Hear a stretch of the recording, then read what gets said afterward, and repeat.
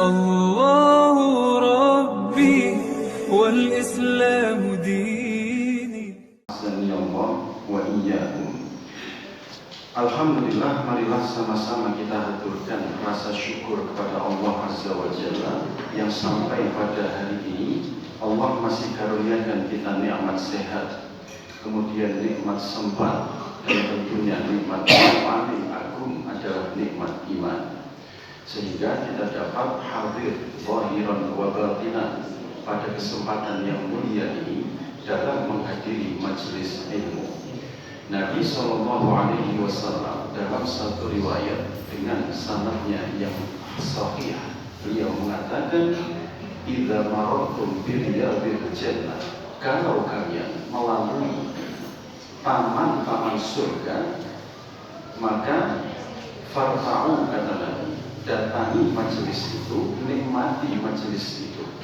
Sahabat bertanya, "Wa ma riyadul jannah ya Rasulullah?" Apa yang kau maksud dengan taman surga itu? Kok ada taman surga tapi di dunia? Maka Nabi menjawab, "Majalisil dzikri ai majalisil ilm." Yang dimaksud taman surga di dunia itu adalah majelis-majelis zikir.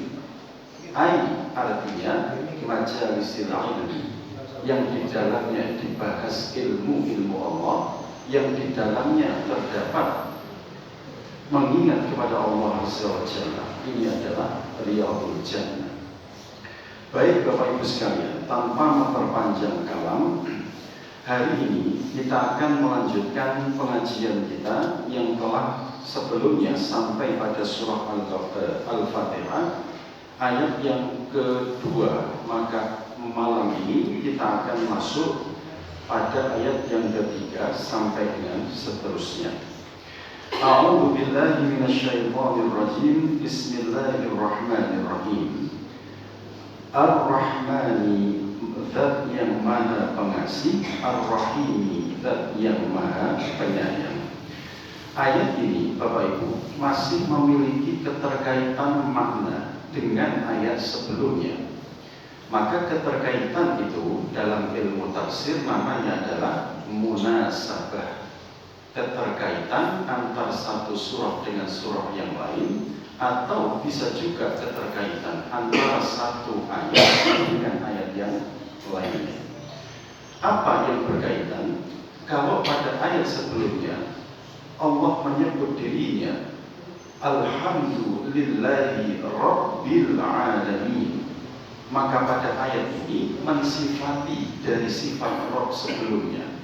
Kalau Allah itu adalah penguasa alam semesta, maka Allah juga bersifat Ar-Rahmanir Rahim. Makanya harokat akhirnya atau alamat i'rabnya itu sama kayak lafaz Rabbi, karena naat itu mengikuti kepada manqutnya dalam bahasa Arab. Ar-Rahmani, maha pengasih, Ar-Rahim, maha penyayang. Ini diantara dua nama-nama Allah yang mulia.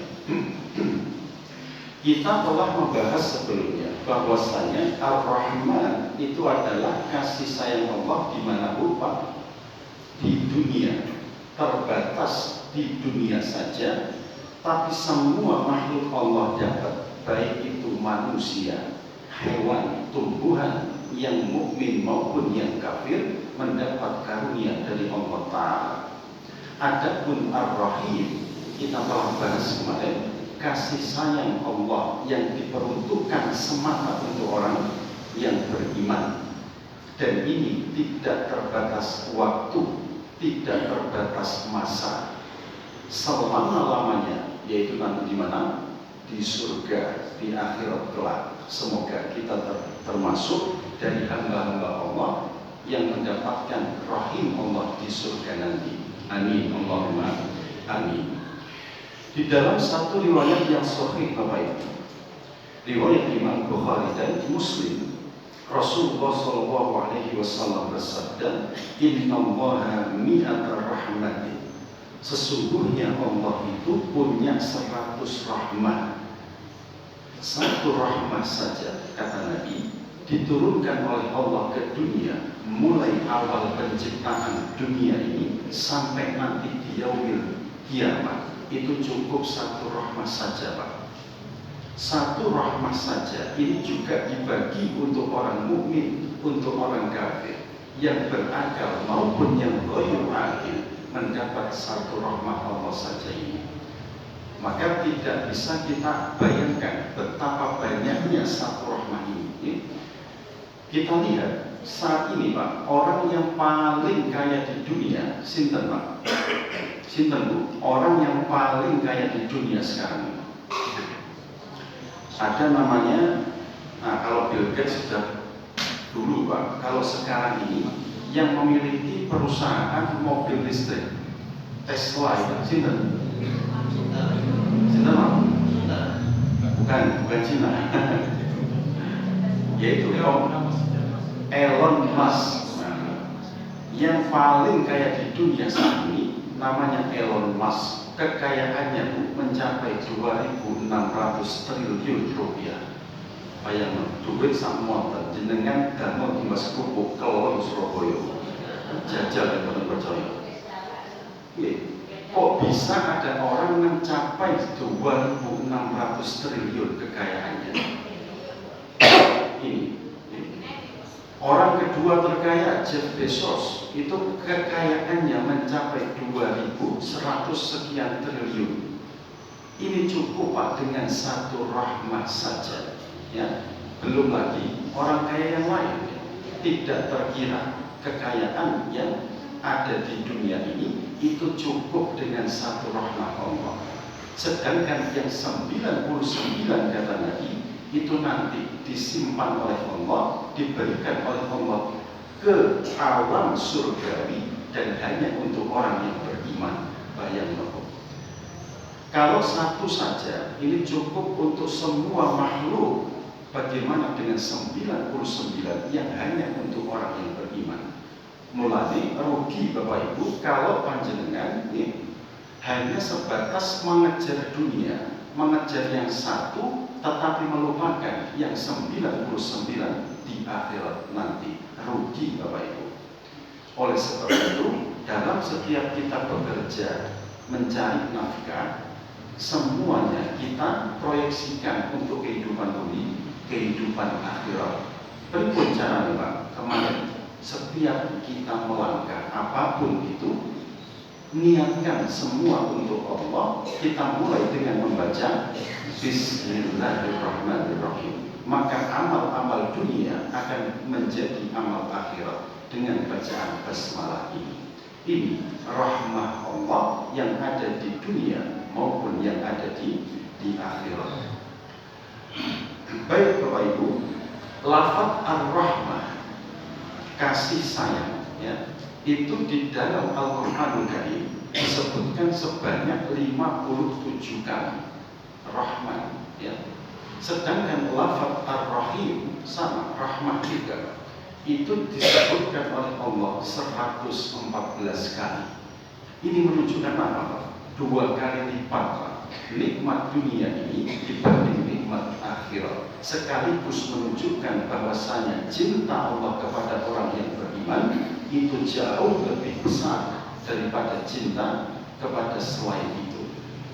Cinta Allah kepada orang mukmin itu lebih dahsyat, lebih besar dibanding kepada selain kaum mukminin. Sehingga disebutkan 114 kali. Dan ini termasuk mukjizat, Bapak Ibu. Mukjizat yang ada di dalam Al-Quran berkaitan dengan apa? Mukjizat ilmi, matematika Al-Quran. Kok bisa, Pak? Ada keserasian. Lafaz Rahman 57, sedangkan lafaz Ar-Rahim disebutkan pinten 114, berarti 57 tambah 57 ketemu di pinten 114, termasuk min mukjizatil ilmi, mukjizat ilmu yang terkandung di dalam Al-Quran. Banyak sekali, Pak, mukjizat ilmi yang terkandung dalam Al-Quran. Barangkali nanti kalau ada ayat-ayat yang lain akan kita sebutkan, ya, mukjizat ilmi yang ada di dalam Al-Qur'anul Karim. Bapak Ibu jemaah yang dimuliakan oleh Allah Subhanahu wa Ta'ala,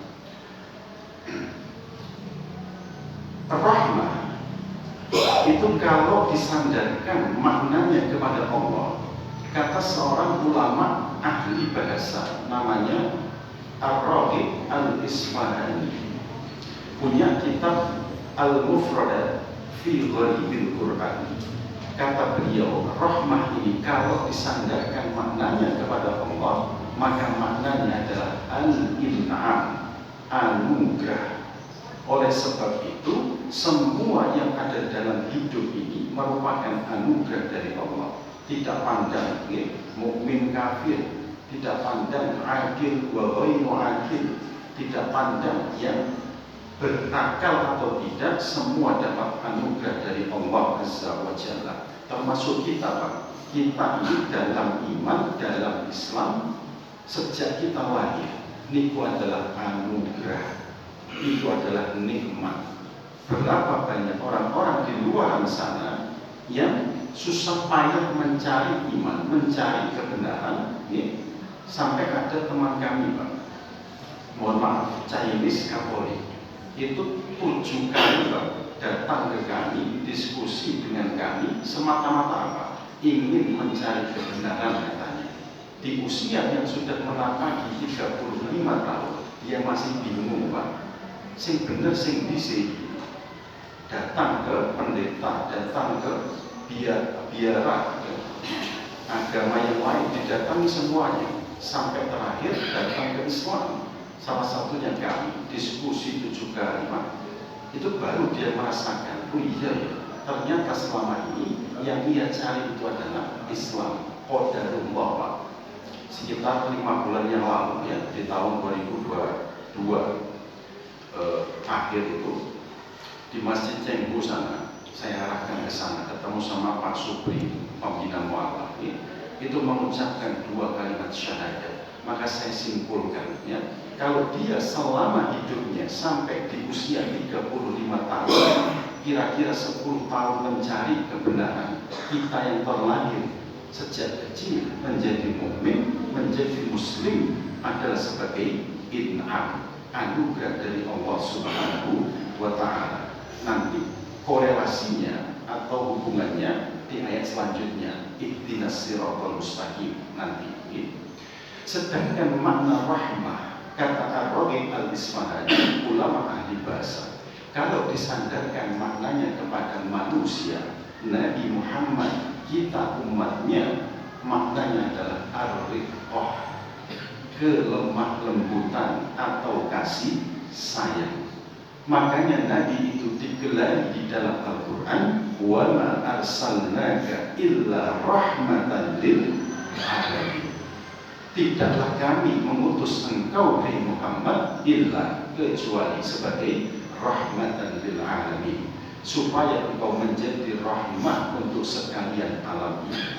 Makanya jangan heran, Pak, Nabi itu begitu berkasih sayang kepada sesamanya, bukan hanya kepada sesamanya, tapi juga kepada musuh-musuhnya sekalipun. Nabi berlaku rahmat, berlaku cinta kasih kepada sesamanya. Bahkan suatu ketika, Bapak Ibu, ada seorang Yahudi tetangganya yang setiap kali Nabi lewat di depan rumahnya menuju Baitillahil Haram di Ka'bah sana, itu tidak pernah tidak diludahi, selalu mendapatkan ludah. Sampai suatu ketika orang Yahudi ini kok tidak meludahi lagi. Nabi heran, biasanya orang sing meludahi saya, hari ini kok betul wonten tanda tentonggone, Pak. Mana fulan yang biasanya di sini? Tetangganya menjawab, oh dia sedang sakit. Maka ketahuilah, Nabi adalah orang yang pertama kali menjenguk ini orang di saat orang-orang kafir yang biasanya bertepuk tangan saat ia meludahi Muhammad, tidak nampak satupun batang hidungnya. Sampai dia mengatakan, bagaimana mungkin, Muhammad, engkau ini setiap hari aku zalimi, ternyata engkau yang pertama kali datang menjenguk saya sekaligus membawakan makanan yang lezat. sampai beliau akhirnya masuk Islam, mengucap 2 kalimat syahadat, Bapak Ibu. Ini menunjukkan Nabi sebagai rahmah, berkasih sayang kepada musuhnya sekalipun, lebih-lebih kepada sesama kaum mukminin. Ini diantara makna rahmat. Maka untuk meneladani sifat Allah yang mulia ini, sekaligus meneladani sifat Nabi yang berkasih sayang ke sesamanya, mari Bapak Ibu kita tanamkan juga sifat saling berkasih sayang kepada sesama kita, saling memberikan rahmat kepada sesama kita. Bila ada orang lain yang zalim kepada kita, maafkan, Bu. Siap Bapak Ibu? Insya Allah. Ibarat kata ngeten, bila ada tetangga yang melempar kita dengan batu, kita berikan mereka senyuman sekaligus kembalikan dengan bunga. Kedua kalinya ngoten, dilempari dengan batu, kita lempar beliau dengan bunga. Sampai yang ketiga kalinya mereka lempar kita dengan batu, tetap kita berikan lempar dengan bunga, tak bisa pot-poting sekali. Itu kurang ajar, itu sepanjang terlalu luar. Jadi rahmah Allah juga menjadi sifat bagi Nabi. Mari kita teladani sifat rahmah Allah dan Rasulnya ini, kita terapkan dalam kehidupan sehari-hari. Ini makna Rahman dan juga makna Ar-Rahim. Maliki, yang menguasai Yaumiddin, hari pembalasan. Ini juga masih ada keterkaitan makna dengan ayat sebelumnya. Makanya dibaca aja Maliki, ya, karena menjadi sifat, menjadi naat. Allah menyebut dirinya sebagai Malik, sebagai raja. Bisa juga bermakna penguasa, penguasa hari pembalasan. Sebagian ulama dikatakan oleh Imam Ibnu Katsir, ya, makna Yaumiddin itu adalah Yaumil Hisab. Yaumil Hisab. Nanti Bapak Ibu, kita ini setelah dihidupkan kembali oleh Allah Ta'ala, itu akan diarah masuk ke dalam satu masa atau satu tempat yang dinamakan dengan padang mahsyar. Padang mahsyar itu, kata Nabi dalam satu riwayat Imam Bukhari Sahih, bahwasanya ia adalah tempat yang sangat luas, menghampar, berwarna putih seperti roti putih, kata Nabi, yang berbentuk bulat. Artinya apa? Warnanya putih, Pak. Itu padang mahsyar, ya. Di situ nanti kita akan diarah oleh Allah menuju hari pempisahan ini dengan tidak beralas kaki, kemudian dengan tidak berkhitan, sekaligus tanpa mengenaikan pakaian satu helai pun. Itu semuanya. Maka sampai Sayyidatuna Aisyah radhiyallahu anha itu merasa malu kalau sampai nanti ada orang yang melihat dirinya. Maka Nabi kemudian menenangkan beliau, jangankan melihat kepada dirimu atau melihat kepada orang lain, melihat kepada diri kita sendiri saja, Pak, itu kita nggak tahu kalau kita sedang telanjang. Mengapa? Sebab saat itu semua orang sedang bingung atau sedang gelisah memikirkan nasibnya masing-masing. Ini telah di padang mahsyar. Dan di saat itu, di dalam riwayat tersebut dikatakan jarak antara kita dengan matahari itu seperti bintang. Kami dari mil, seperti 1 mil saja jarak antara kita dengan matahari. Allah menghendaki itu tidak membakar kita, hanya sebatas menjadikan kita ini panas, Pak. Sampai kata Nabi, ada keringat orang yang sampai satu lututnya, ada yang sampai mata kakinya, ada yang sampai pinggangnya, bahkan ada yang sampai menenggelamkan dirinya sendiri. Ini adalah peristiwa yang telah terjadi di yaumil akhirah. Makanya Bapak Ibu, kalau kita ingin tidak mendapatkan panas nanti di padang mahsyar, agar kita tidak tenggelam oleh keringat kita masing-masing, maka kita perlu mencari naungan, mencari payung. Payungnya disebutkan dalam kitab Riyadhus Shalihin itu yang sering jenengan kaji. Sab'atun yaumala yadilluhumullah. Sab'atun, ada 7 kelompok ya, yang saat itu yaumala yadillu, tidak ada naungan illa dilluha, kecuali naungan Allah Ta'ala. Ada 7 ya. 2 diantaranya, Pak, insya Allah semua kita ini adalah termasuk di dalamnya. Apa itu? Rajulani tahabba fillah, 2 orang rajul, laki-laki, walaupun disebut laki-laki tapi juga maknanya semua untuk perempuan. Ijtama'a alaihi, 2 orang yang saling mencintai, mengasihi karena Allah, mereka bertemu karena Allah, wajtama'a alaihi wa tafarraqu alaihi, dan berpisah juga karena Allah. Kita datang ke masjid ini karena Allah, mengkaji ayat-ayat Allah, bertemu dengan saudara-saudara kita juga karena Allah, dan nanti kembali ke kediaman masing-masing itu pun karena Allah Subhanahu wa Ta'ala. Yang kedua Bapak Ibu, rajul atau syabun mu'allakun ya, qalbuhu fil masajid, seseorang yang hatinya itu tertambat di masjid, berarti sering datang ke masjid, beribadah di masjid, sehingga seperti hatinya ini tertambat di masjid.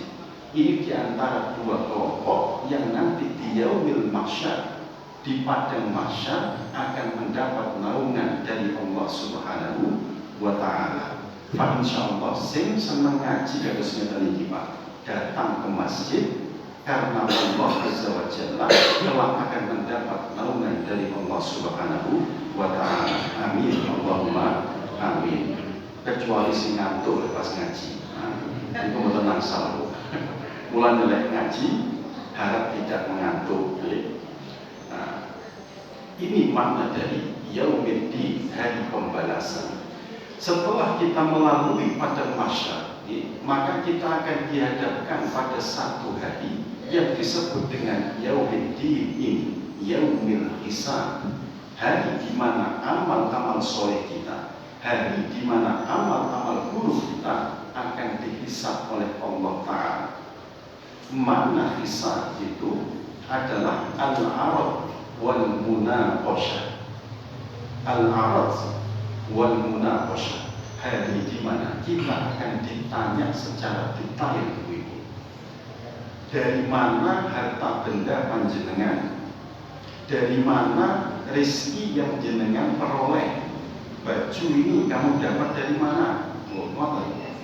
Mobil panjenengan itu duitnya nganggo duit nopo? Atau rumah panjenengan itu dibangun pakai dana dari mana? Halal maupun boten. Ini al-arad wal munaqashah, hari di mana kita akan ditanya secara detail dari mana harta benda kita, termasuk kesehatan engkau selama di dunia kau gunakan untuk apa ya? Kesehatan yang Allah berikan berupa mata yang sehat, engkau gunakan untuk apa? Ini rezeki berupa mata, akan ditanya oleh Allah, ibu-ibu. Makanya di saat itu tidak bisa semua bagian tubuh kita ya, ini akan bersaksi, sehingga lisan kita tidak bisa berbohong. Bapak Ibu, jenengan bisa baca dalam surat Yasin ayat 65 itu ya. Tidak bisa lagi lisan kita ini berucap mujui, ya Allah, dulu saya dapat mobil niku halal kok ya Allah, kerja kula rek dodolan selama 6 tahun, padahal hasil nyolong korupsi. Tapi sayangnya lisan kita ini tidak bisa lagi memberikan kesaksian, tetapi tangan kita, kemudian kaki kita, dan juga yang lainnya akan memberikan persaksian. Niki lho ya Allah, dhisik tangani, didamel tanda tangan, damel napa? Ngegulkan proyek terus dapat rasuah. Lho niki sing bakal bersaksi. Makanya hati-hati Bapak Ibu, saat ini CCTV Allah sedang mengawasi kita. Saat ini CCTV yang kelak akan dipertunjukkan di yaumil akhir, di yaumil mahsyar, sedang mengawasi kita, merekam segala aktivitas kita. Maka patut kita berhati-hati. Sebagian ulama menyebutkan Maliki Yaumiddin, hari pembalasan yang menguasai hari akhirat, ini untuk menenangkan kita. Mengapa? Sebab orang-orang yang lemah selama di dunia, Bapak Ibu, orang-orang yang terdolimi selama di dunia itu akan mendapatkan haknya kelak di akhirat. Orang-orang yang sering didolimi, panjenengan punya utang kepada si fulan, kalau panjenengan tidak melunasi hutang panjenengan di dunia, maka kelak akan ditagih di yaumil hisab. Dalam riwayat Imam Bukhari, yukto anhu min hasanati, harta yang jenengan pinjam tidak dikembalikan, besok di hari kiamat akan diambil pahala kebaikan panjenengan, diberikan oleh orang yang Anda dolimi itu. Maka patut berhati-hati Bapak Ibu. Ada orang yang selalu kita hina, kita caci, kita maki, lalu kita tidak sempat minta maaf, semojo lah kira-kira Pak. Tidak mau minta maaf, tidak mau mengakui kesalahannya. Lah kok jenengan situ dari sempat minta maaf dan si dia belum memberikan maaf, gawat Pak. Kelak di yaumil akhirah, pahala kebaikan kita yuqta anhu min hasanati akan diberikan kepada orang yang kita zalimi. Mulane perlu hati-hati bagi ngenyek tiang, ngerasani tiang, dolim kepada hak milik orang lain, bukan tanahnya, kemudian dicaplok. Ini itu hati-hati kita, sebab nanti akan ada pertanggung jawabannya. Bagaimana Ustaz? Kalau amal soleh kita, pahala kita itu sudah habis, maka yang diberikan kepada dirinya apa Pak? Keburukan atau dosa dari orang yang kita zalimi itu akan dibebankan kepada dirinya. Wis pahala li entek, lah kok dibebankan dosa orang lain untuk kita. Demikian keterangannya dalam riwayat Imam Bukhari.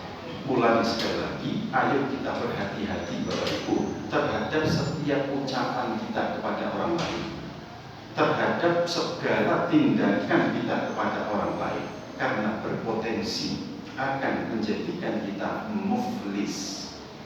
Muflis itu maknanya bangkrut, rugi. Orang yang dagangannya tidak balik modal itu rugi, tetapi ada orang yang sangat merugi, melebihi ruginya pedagang tadi.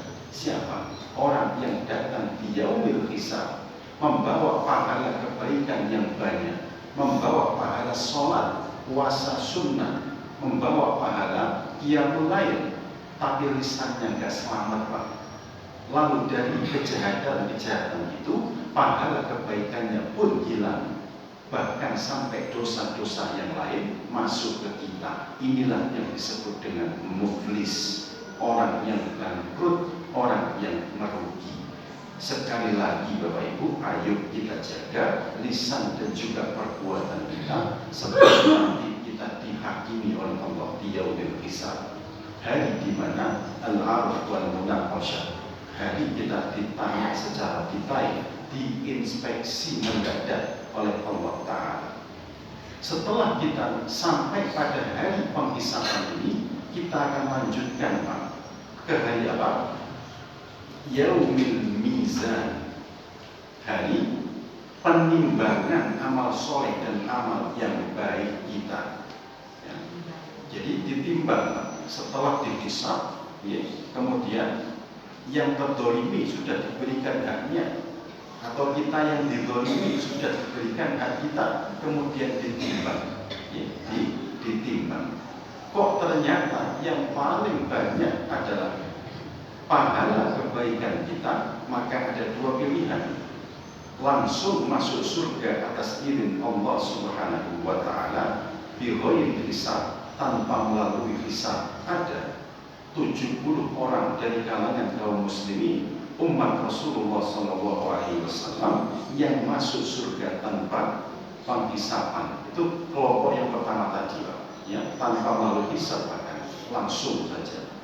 Sedangkan kelompok yang kedua ini nanti akan melalui satu jembatan yang disebut dengan sirat, ya, siratul mustaqim, jalan yang lurus. Kata Nabi, sirat itu bentuknya, Pak, lebih tipis dari rambut kita. Kemudian dia berduri, ya, kemudian licin. Ini sifat dari sirat. Semua dari kita nanti selain yang masuk surga tanpa hisab akan melalui jalur ini, Pak. Kok pas timbangan sing elek itu lebih banyak daripada kebaikannya, maka dia akan mempertanggungjawabkan terlebih dahulu perbuatan buruknya, keplese, Pak, masuk ke neraka ini. Niki rek wonten tiyang mukmin yang melakukan dosa-dosa dan dosanya lebih banyak, Allah akan siksa dia terlebih dahulu di neraka. Maka setelah dosa-dosanya ini habis, maka Allah Ta'ala akan menghidupkan dia kembali. Dalam bahasa hadisnya itu seperti areng lagi. Setelah keluar seperti areng, dicelupkan kemana? Ke telaga. Namanya telaga apa? Al-Kautsar. Benar, telaga Al-Kautsar. Setelah keluar dari telaga Al-Kautsar, dia akan memiliki stempel, Pak, di punggungnya. Bu, stempel nopo nggih kirangan kula dari nanti ngertos yang stempel proposal apa namanya. Ada tanda bahwasanya dia telah mempertanggungjawabkan dosanya karena dia mukmin, karena dia beriman. Orang mukmin yang semacam ini setelah disiksa dikembalikan masuk kepada surga, ya, kalau ada dosa-dosanya ini, ya. Maka mari kita sama-sama menjadi pribadi mukmin dengan amal soleh yang baik, berusaha menghindar dari kemaksiatan. Kendati nanti Bapak Ibu kita di alam akhirat, ya, di yaumil hisab, lanjut ke yaumil mizan, sampai kita melalui sirat, kita berharap kepada Allah agar diselamatkan oleh Allah dari siksa neraka terlebih dahulu. Caranya apa? Tadi, menjaga lisan kita, menjaga perbuatan kita agar tidak sampai menyakiti orang lain. Ya. Ini ada maliki yaumiddin. Allah sang penguasa hari selama di dunia, Bapak Ibu. Ya. Iyyaka na'budu wa iyyaka nasta'in. Iyyaka hanya kepada Engkau, na'budu kami menyembah, wa iyyaka dan hanya kepada Engkau, nasta'inu kami meminta pertolongan. Imam Ibnu Katsir mengatakan fal awwalu tabarruk minasyirk. Makna iyyaka na'budu itu adalah berlepas diri dari segala bentuk kesyirikan. Sedangkan wa iyyaka nasta'in wa wasani tabarruk minal haul wal quwwah wat tafwid. Berlepas diri dari keyakinan adanya daya, adanya upaya dan adanya kekuatan selain kekuatan Allah Subhanahu wa ta'ala. Maka di saat kita mengucap iyyaka na'budu, itu sejatinya Bapak Ibu kita meyakini la ma'buda bihaqqin illallah. Tidak ada sesembahan yang berhak untuk diibadahi melainkan siapa? Allah Subhanahu wa ta'ala. Dan kita hanya memohon pertolongan juga kepada Allah Ta'ala. Pertanyaannya Bapak Ibu, apakah berarti kita tidak boleh minta tolong kepada orang lain? Contoh misalnya motor saya rusak, saya minta tolong ke montir, ke bengkel, Mas tolong dandani motorku. Ini minta tolong, isti'anah ya. Atau panjenengan rumahnya lagi bocor, Pak. Manggil tukang, ya, tanggal, Pak tukang, niki mangke pripun, tapi di plafon atau di gipsun, ya, PVC. Oh ternyata PVC sing maring api. Nggih pun jalur tolong dipasang. Nah, apakah permintaan tolong kita semacam ini dibenarkan atau tidak, Pak? Dibenarkan. Mengapa? Sebab isti'anah itu ada dua. Isti'anah billahi ta'ala, memohon kepada Allah, minta pertolongan kepada Allah, dan ada isti'anah bil makhluk, meminta pertolongan kepada makhluk. Apa bedanya? Bedanya kalau isti'anah billah itu kita meyakini dengan sungguh-sungguh Bapak Ibu, semua yang ada dalam hidup kita ini milik Allah Ta'ala, dan Allah saja yang memiliki kekuatan. Sedangkan di dunia saat kita butuh, ya, kita minta tolong kepada orang, itu semata dengan meyakini bahwasanya dia itu menolong kita atas izin dan kudrah Allah Azza wa Jalla. Dokter itu, Pak, ya, ketika kita sakit datang ke dokter, yang menyembuhkan dokter atau Allah? Allah. Ya. Pak tukang dan dari tiang sampai omai panjenengan api mengkilap bagus, ya. Yang menjadikan rumah panjenengan bagus itu Allah Ta'ala atau Pak tukang? Allah melalui perantaraan tukang. Yang mengobati panjenengan adalah Allah, tetapi atas perantaraan dokter. Inilah yang disebut dengan ta'awun, saling tolong menolong dalam kebaikan, dan ini boleh bahkan dianjurkan di dalam Islam selama bukan dalam keburukan. Wa ta'awanu 'alal birri wat taqwa, salinglah kalian tolong menolong dalam perkara-perkara baik dan juga takwa.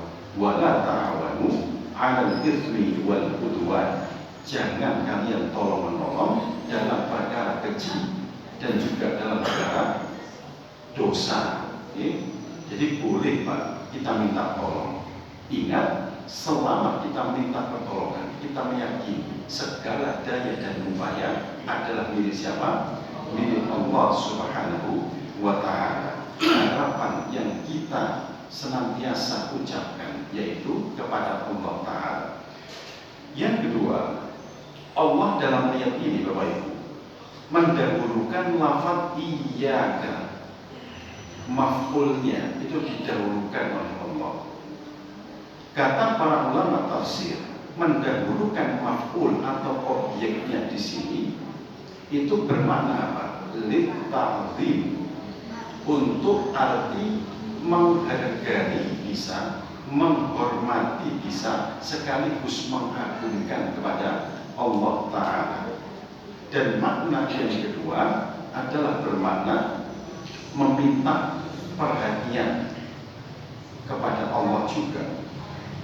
Oleh sebab itu, saat kita hendak berdoa, berdoa mohon kepada Allah, itu kita disunnahkan, Pak, untuk memuji terlebih dahulu kepada Allah Ta'ala. Senang Allah itu sebelum panjenengan minta, sebelum panjenengan donga, memuji dulu kepada Allah. Di dalam riwayat yang sahih, ya, keterangan dari sahabat Ibnu Mas'ud kalau tidak salah, ya, Nabi itu ketika ditimpakan satu musibah yang berat, Nabi saat menerima cobaan yang berat, beliau selalu berzikir dengan apa? Ya Hayyu Ya Qayyum. Ini Pak, zikirnya Nabi saat Nabi ditimpa satu musibah yang berat. Monggo diamalkan dalam hidup kita sehari-hari. Bapak-bapak, ibu-ibu punya utang kuwatah, diuji oleh Allah, pikirannya kacau, mikirnya abot, boten kuat, mojo dikit wow. Ya Hayyu Ya Qayyum, sak hake-hake, sak kata kapai, ya. Fa insyaallah Allah akan berikan jalan keluar bagi panjenengan sedoyo. Makanya sebelum kita berdoa, ya, kita terlebih dahulu zikir, napa? Subhanallah, alhamdulillah, Allahu Akbar, masuk takbir niku la ilaha illallah. Kita puji terlebih dahulu Allah Subhanahu wa taala, baru kita memohon. Ini makna dari meminta perhatian ya kepada Allah. Baik Bapak Ibu sekalian, jamaah yang dimuliakan Allah Subhanahu wa taala. Kita tuntaskan sebelum waktunya habis. Ihdinas siratal mustaqim. Ihdi, tunjukkanlah ya Allah kepada kami as-sirata, yaitu jalan al-mustaqimah yang lurus. Jumhurul ulama, mayoritas para ulama memaknai as-siratal mustaqim, jalan yang lurus, ini adalah hidayah yang pertama. Siratal mustaqim itu juga bermakna ketetapan di dalam agama. Maka jangan sampai ada anggapan atau pertanyaan, Pak. Karena kami pernah ditanya, Ustaz, kalau kita ini selalu minta ihdinas siratal mustaqim, tunjukkan kami ke jalan yang lurus, berarti sekarang ini apakah kita tidak berada di jalan yang lurus?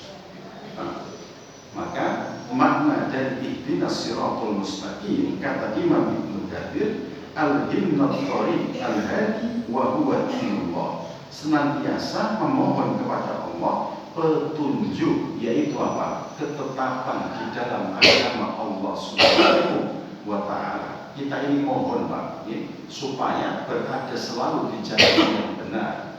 Karena tidak dipungkiri, selama 60 tahun kita hidup misalnya, atau 70 tahun kita hidup, itu bisa menyimpang ke kanan, bisa juga menyimpang ke kiri. Sehingga kita mohon kepada Allah, ihdinas siratal mustaqim, ya Allah, tunjukilah kami selalu ke jalan yang lurus.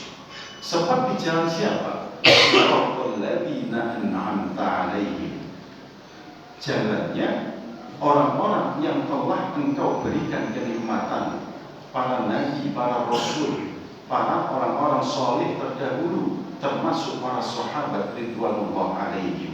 Ini jalan yang selalu kita minta. Ghairil maghdubi alaihim waladdallin, bukan jalan orang-orang yang Engkau murkai. Siapa yang dimurkai di sini, Pak? Orang Yahudi. Sedangkan orang yang dikatakan al-dallin, orang yang tersesat, mereka adalah orang-orang Nasrani. Dan mengapa orang Yahudi itu digelari dengan al-maghdub, orang yang dimurkai Allah? Karena mereka tahu kebenaran, Bapak Ibu, tetapi enggan mengikuti kebenaran itu. Mereka tahu kalau Muhammad SAW itu masturun wa maktubun fi kutubihim, namanya tertulis di dalam kitab suci Taurat, namanya ada dalam kitab suci mereka, tapi mereka enggan mengikuti Nabi. Sebab apa? Hasadan, sebab hasad. Kok bisa nih Nabi terakhir justru datang dari bangsa Arab? Selama ini para Nabi dan Rasul banyak dari kalangan mereka. Pinter Bu, Pak. Nabi dari kalangan Bani Israel itu, kata Imam Jalaluddin Asyuyuti, mencapai 8.000 orang Nabi dan Rasul yang dikirim ke mereka.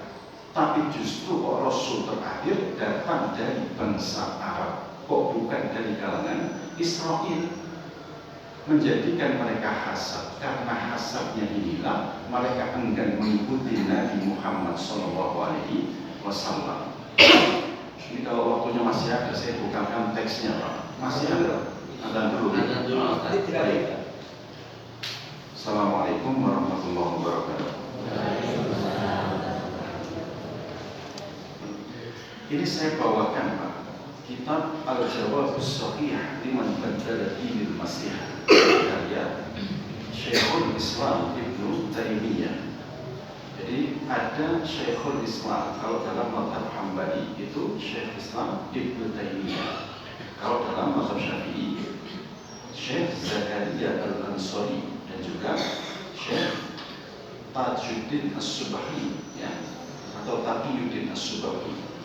Kitab ini itu beliau tulis Pak dengan banyak sekali mengutip keterangan-keterangan di dalam Taurat maupun di dalam Injil. Ya. Ada lebih dari 250 halaman itu yang membahas tentang kenubuatan Nabi Muhammad di dalam kitab Taurat maupun kitab Injil. Dan sikap kita ya terhadap kitab suci umat terdahulu itu kata mayoritas ulama Bapak Ibu tidak membenarkan sekaligus tidak menyalahkan, berada di tengah-tengah. Boleh jadi ia ada kalam-kalam Allah yang masih asli, tetapi boleh jadi juga mayoritas di dalam keduanya itu sudah mengalami tahrif, perubahan.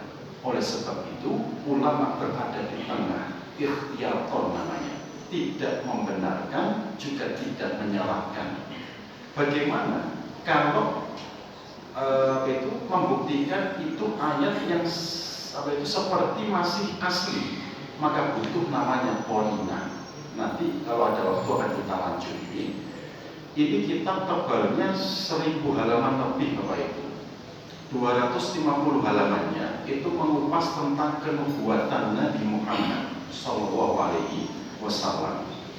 Kita buka ya di dalam kitab Mazmur atau Song of Song kalau panjenengan baca versi Inggrisnya ya. Kalau bahasa Arabnya kitab Anasyid, kitab Anasyid. Di dalam kitab itu dalam bahasa aslinya Pak itu disebut dengan jelas nama Nabi kita, Hikru Mumtakim wa Khullu Muhammadin Zairudi wa Zira'i baina Jerusalem. Disebut dengan nama Muhammadin. Ini maktub wa maskurun fi kutubihim. Teksnya ada dalam Taurat sampai detik ini. Nama Muhammad ketambahan im.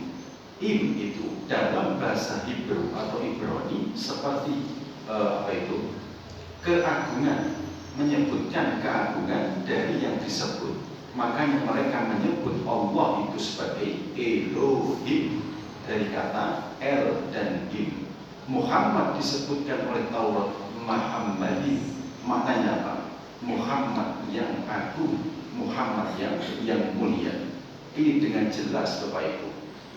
Contoh yang lain misalnya disebutkan juga di dalam kitab Mazmur itu orang yang akan menjadi nabi terakhir itu akan apa? Sukanul kuhuf, pernah mendiami gua. Nabi kita itu pernah menjalani satu peristiwa yang disebut apa? Uzlah, ya, berdiam diri di mana? Di gua Hira. Dan orang ini itu akan muncul dari arti Qidar. Qidar itu anak dari Nabi Ismail Bapak Ibu.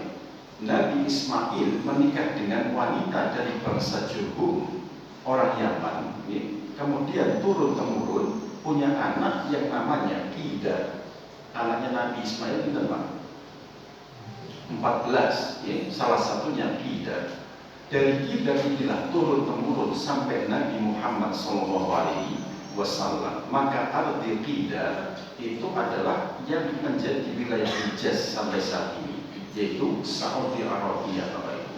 Sehingga nama Nabi kita selain disebutkan dengan jelas juga disebutkan ciri-cirinya. Ciri selanjutnya, contoh, saya percepat nih. Faraqibul himar wa huwal masih. Kalau Nabi Isa itu naiknya himar, tetapi dalam kitab Taurat disebutkan orang yang bernama Muhammad itu Raqibul Jamal. Nabi terakhir nanti itu akan naik unta. Nah, Nabi ketika masuk di kota Madinah atau ketika dimanapun di Mekah itu seringkali menggunakan unta. Unta beliau namanya sinten Al-Qaswa atau Al-Qiswa, itu nama unta Nabi. Nabi itu menggunakan unta, dan ini juga maskurun fi kutubihim, dijelaskan ciri-cirinya di dalam Taurat. Tahu kebenaran semua, mereka kok enggan mengikuti? Hanya faktor apa? Faktor hasad. Mereka digelari oleh Allah sebagai al-maghdubi, dimurkai. Kita pun demikian, tahu kebenaran kok enggan mengikuti kebenaran, maka disebut dengan al-maghdubi, akan dimurkai oleh Allah. Lagi sedikit saja supaya itu clear, supaya menambah keimanan kita juga.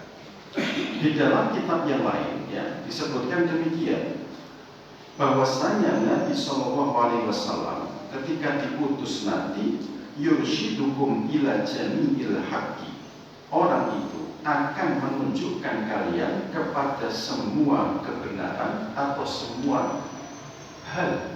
Bukankah Nabi kita selain diutus menjadi Nabi, beliau juga menunjukkan kita Bapak Ibu tentang masalah apa? Masalah dunia iya. Dari mulai kita bangun tidur sampai kita tidur kembali, diatur, ditunjukkan oleh Nabi. Masalah RT, masalah tetangga, sampai masalah negara, Nabi pun menunjukkan kepada kita. Ini menunjukkan juga bahwasanya Nabi itu yurshidukum ila jami'a, menunjukkan kalian kepada segala sesuatu Bapak Ibu. Dan Nabi itu disebutkan li'an yurshidukum ila jamil haq li'annahu laisa yantiqu min indihi, dia tidak berbicara kecuali dari wahyu yang disampaikan, bukan dari nafsunya sendiri. Panjenengan semua hafal ayatnya Pak, wa ma yantiqu anil hawa in huwa illa wahyun yuha. Nabi itu tidak berbicara dengan hawa nafsunya, tetapi wahyu yang diwahyukan. Wa yakhbirukum bikulli ma ya'ti, dan ia akan menyampaikan semua yang datang kepadanya. Dan Nabi juga di dalam Islam kita kenal memiliki sifat apa? Tabligh, menyampaikan semua yang datang kepada beliau. Selain tabligh itu mana Pak? Fatona, amanah, siddiq, dan juga tabligh. Wa yu'arifukum jami'u ma lil ab, Muhammad akan memberikan engkau pengetahuan semua tentang Bapak, maksudnya itu Tuhan dalam bahasa mereka. Kalau bahasa kita, Allah Ta'ala itu. Siapakah Nabi yang menunjukkan nama-nama Allah yang agung? Siapakah Nabi yang mengenalkan sifat-sifat Allah yang mulia? Kalau bukan Nabi Muhammad SAW. Ada berapa namanya Pak?